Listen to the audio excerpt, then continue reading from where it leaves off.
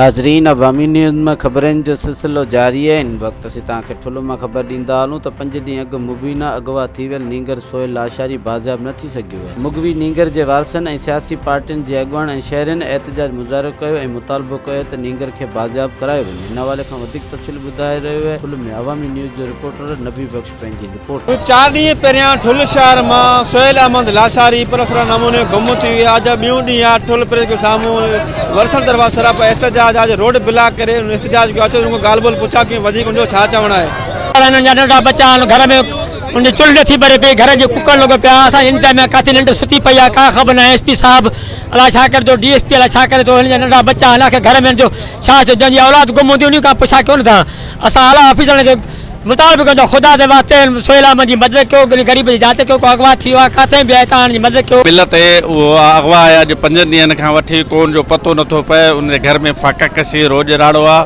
हीअ सभु सिंध ठुल्ह शहर जा सियासी समाजी सभु माण्हू गॾु थिया आहिनि। उनजी मदद में असीं तव्हांजे थ्रू सहाफ़ियुनि जे थ्रू मीडिया जे थ्रू अपील था करियूं सभिनी इंसान दोस्त माण्हुनि खे त हिकिड़ो मासूम 12-13 सालनि जो उन छोकिरो गुम आहे, बराए महिरबानी करे उन में बाज़ियाबी मदद कनि। इंतिज़ामिया खे इहा ई गुज़ारिश था कयूं त हिकु जॾहिं बि बदअमनी थींदी आहे त एसपी हिकु एसएचओ खे बदिली करे ॿिए खे आनींदो आहे। सबबु इहो ई हूंदो आहे, जॾहिं उन ऑफिसर सां मिलंदा आहियूं त उहो चवंदो आहे साईं मां खो अॻ में ॿियो ऑफिसर हुयो, हाणे मां आयो आहियां जांच कंदुसि।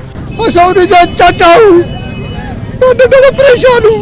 मुंहिंजो अॼु 5 ॾींहं आहे, मुंहिंजो घर मां एनसी कटाई आहे। को बि असांजो हमदर्द न हवालदार ईअं करनि था, पुलिस वारा पैसो पैसो पैसो।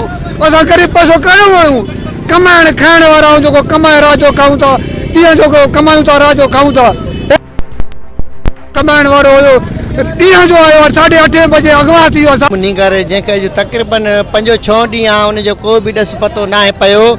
ऐं ही लाशारी बिरादरी मुसलसल सरापा एहतजाज आहे। अॼु ॾींहं ताईं उनजी का ख़बर न पई आहे त उनखे ज़मीन खाई वई आहे, आसमान खाई वियो। अफ़सोस आहे असांखे मौजूदा सिंध गवर्नमेंट ते, जॾहिं खां सिंध में पीपी जी गवर्नमेंट ईंदी आहे त बदअमनी अगवाऊं फुरूं जो वारदातूं रोज़ु मामूल बणिजी वेंदियूं आहिनि। बिल्कुलु तव्हां शहरनि जी ॻाल्हि ॿुधो। शहरनि जो इहो चवणु 3 ॾींहं अॻु में सोहेल अहमद लाशारी लापता थी वियो। उनजो ॿियों ॾींहुं आहे ठुल्ह प्रेस के सराप एहतजाज। हिननि डीआईजी ललकण एसएसपी जेकब शुमार मुतालबो कयो आहे त छोकिरे खे जल्द बाज़ियाब करे वञे, ॻोठ घर वारनि जो सुकून थी वञे। मज़ीद खबरों और तफसीलात के लिए विजिट करें हमारी वेबसाइट www.awamiNewsHD.com।